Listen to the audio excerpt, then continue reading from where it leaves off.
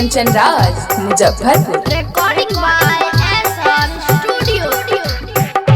मंगिया में ललकी से दूरवा, ललकी से दूरवा, मंगिया में ललकी से दूरवा, लगा के जईबी ससुरवा, लगा के जईबी ससुरवा, मंगिया में ललकी से दूरवा, लगा के जईबी ससुरवा, काले उठी जईतौ डोली का रोगे जान, छोरी देवौ दुनिया हम जहान गे जान।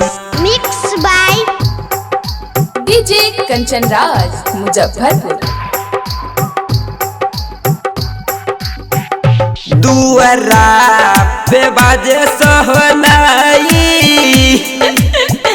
दुअरा पे बाजे सहनाई, ले वही तू हाथी चोराई, दुअरा पे बाजे सहनाई, ले वही तू हाथी चोराई, तोरा बिना लागे न मन गे जान, छोरी देबौ दुनिया हम जान गे जान। Mix by DJ Kanchan Raj Muzaffarpur. मंगिया में सिंदूर भरैला,